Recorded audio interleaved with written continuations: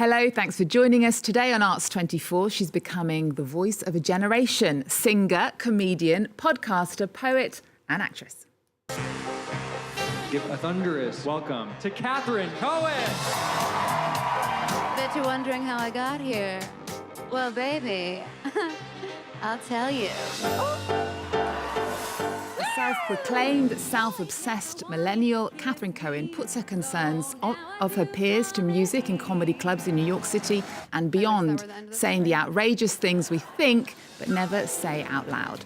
Her stand-up show, The Twist, She's Gorgeous, won Best Newcomer prize at the Edinburgh Fringe in 2019 and was made into a Netflix show. Catherine Cohen, welcome to the show. Thank you so much for having me. It's a pleasure. Now, you are here in Paris to perform your new show, which is called Come For Me at the Apollo, as part of a European and North American tour.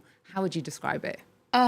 So the new show is about being a woman in her early 30s who kind of has figured out some stuff but still feels existential dread. So I talk about being in a long-term relationship, my body image issues, freezing my eggs, all the classic hits. Well, to give people a taster of your work, this is from the award-winning Netflix show, The Twist, She's Gorgeous.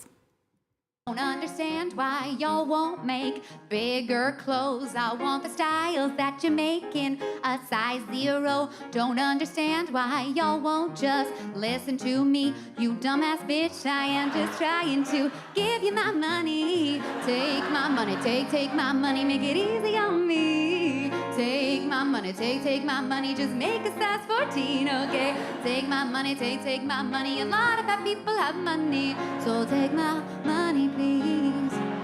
So, Catherine, I have to ask you, have you performed in France before? What are you expecting from French audiences? And do you know that every Parisian woman is size 0? Oh, I have heard the rumors. I have never performed in France before. This is my first time ever doing my show in Paris. I could not be more excited. The show is tonight. So we'll just find out together how it's going to go over. Well, you said the first show, The Twist, She's Gorgeous, was sort of a ride through your 20s. The new show, Come For Me, is very candid. I watched it online. Oh, God. It's in Paris tonight, but I watched it online. And you talk about online addiction, manifesting, as you say, freezing your eggs. Yes. In the past, you made lots of jokes about being single, but you do have a long-term boyfriend now. Has that changed your comedy? Totally. And he is here in Paris and he will be at the show tonight. Ooh. So come meet him. It'll be very exciting. Yes, there is still lots of humor to be found when you're in a relationship. It's just different than when you're out on the town all night being, a drunk mess. Now, your show is very honest. Is there anything that's off limits for you? Ooh. If it happened to me, I feel comfortable discussing it. Okay. Yes. Okay. Well, lots of your work you hone in New York and test it on audiences there before taking it on the road. Take a look. When I first went on Prozac, I remember just describing a really dark period to my psychiatrist, being like, I've just never felt this low before. I'm really scared. I'm having really scary thoughts. I don't know. And she's like, yeah, everyone kind of feels that way right now.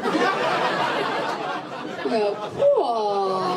Here's $375 American. Never seen her face, all phone. She's always fully on a horse or something when I'm calling her. She's like, okay.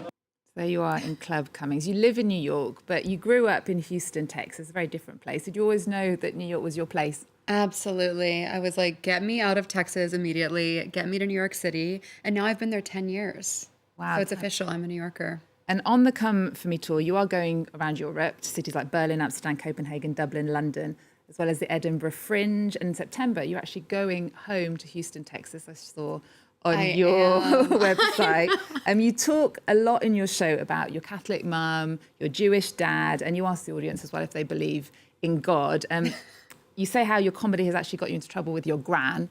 Yes, unfortunately, she's not allowed to watch this or anything else that I do, but I love her very much. How are you going to be received at home in Houston, Texas, do you think? I'm nervous. I don't know. I put it off. I put it off as the last stop on the tour. We'll see. Lots of ghosts from my past will be coming back to watch. But I think it'll be good. Will your family go? Definitely, yeah. They've seen it. My parents are very supportive, which is good. Well, you're also a poet, and your poetry collection is called God, I Feel Modern Tonight, Poems from a Gal About Town. It features compositions like Poem I Wrote After I Sent 3 Guides the Same Nude, and Poem I Wrote After I Didn't Drink for 6 days and Thought About starting a Cult. Let's listen to a taster of your work. Oh. Once again rejected from the Delta Sky Lounge, I approached the Jersey Mike's kiosk at LAX for a 9 a.m. Italian sub. Love is like a melody, by the way. I'm one of those girls who writes in bed without the writing. There ought to be more words for discomfort. There ought to be a faster way to get from New York to LA. I just watched Game of Thrones for the first time. It's really good. Y'all should check it out. What's it like when you watch your work back like that? I don't like watching it. It's good. I like doing it in the moment. I know I know when I'm proud of a performance, but I don't need to watch it back. I can just feel it in my bones. Okay, and so how do you know if you've done well? The reaction from the audience, the vibe you feel? Just a special je ne sais quoi, to borrow a French term. Wow. Wow. She didn't see that coming. It's just a feeling. Yeah. Some shows are just a smash. Some are, a little lukewarm, but I always try and go up there and just have fun. That's like my goal every time I get on stage. I'm like, just enjoy yourself. Which audiences would you say, like on this European tour, you're most scared of? Ooh, well, I'm kind of scared of tonight. Oh. Everyone here, okay, walking around Paris last night, everyone looks like the most famous person in the world. Everyone's so gorgeous, dressed impeccably. Everyone's extremely hot and sexy. So I hope they accept me as one of their own tonight. They certainly will. Oh, thank you. You've actually even written a poem about Paris, which we cannot read on this program because it is a bit X-rated. Do you have a favourite medium? Ooh, I think writing the songs is my favorite because it's just so fun and playful and... You have a fantastic voice. Oh, thank you. Really amazing. Thanks for saying that. I paid her to say that.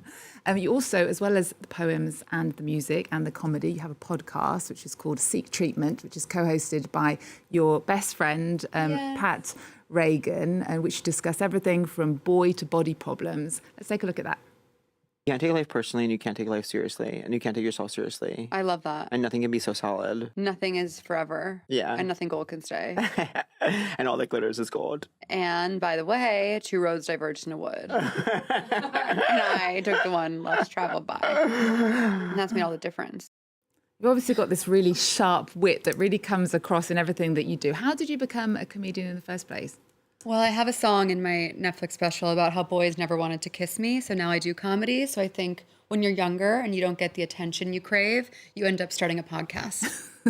It can happen to anyone. So, be careful. Can you remember the first time you sort of stood up in front of an audience to do stand-up? Oh, to do stand-up. I remember going to an open mic with my best friend, but I was just fully shaking. And I think I how blacked old out. about, roughly? That was like when I first moved to New York. So I was 22. Okay. Yeah. So I've been doing it about 10 years. Wow. I know. And how long does it take? How many sort of shows do you have to do before? Because presumably in the beginning you're like, this was a disaster. Totally. What makes you go back? It's a weird drug, and I'm addicted to it. You're also an actress. Yes. People might know you from shows Search Party and What We Do in the Shadows, and movies Dating New York and The Lovebirds. And you're actually going to appear in the 4th season of Only Murders in the Building. The film French Italian just premiered at the Tribeca Film Festival. You seem to be doing so many things. How do you see the future? So is it more movies, more stand-up, a bit of everything? All of it. All of it. Let's do it all. Yeah, it's been an amazing year, and I can't wait to just do more. Tell us a bit about what to expect from Only Murders in the Building, or is it a secret? Well, I can't say much because it is a mystery after all, but it was just a total dream come true to work on that show. The cast is obviously insane this season, so everyone tune in to find out all my little secrets. And are they really hilarious in real life, like Steve Martin? Yeah. And extremely kind. Aww. Yeah. It was definitely a pinch me moment for me. Wow, amazing. Well, we always end our shows with our guests' cultural pick of the moment. Yes. Some people pick their best exhibition in Paris, their favourite movie. What have you chosen for us? So I have chosen a little program that I like to call Love Island. And I always look forward to it every summer, especially when I'm coming over to Europe or the UK, because I can get the episodes quickly. So there's a new season on. If you pretend you don't like reality TV, you're lying to yourself. It's absolutely exquisite. It's highbrow. Check it out. Maya Jama, shout out to her.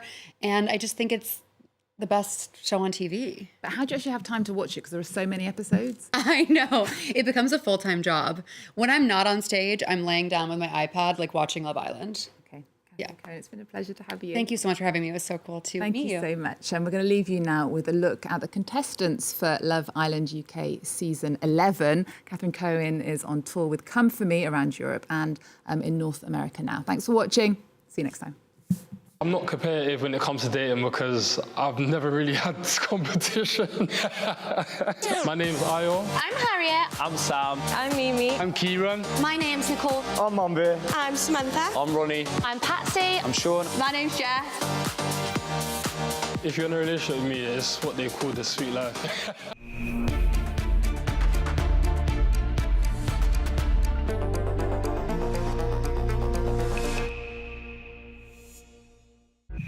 On your marks, get set. The time has come for the long-awaited Paris 2024 Olympics and Paralympics. The question we asked ourselves was, how can we give a French touch to this Olympiad? We challenged the artists to create a discussion and a meeting between the worlds of sport and art. With more than 16 million visitors expected here over the summer, join us for a look at the cultural highlights taking place in the city that's arguably the artistic champion of the world. Arts 24, presented by Eve Jackson on France 24 and France24.com. Your stories inspire the future. Your daily lives create the news. Your cultures, struggles, and successes are at the heart of our programs. We tell the stories of those who made our planet and those who are building it. We tell the story of the world, shaped by the lives of those who live there. Liberté, égalité, actualité.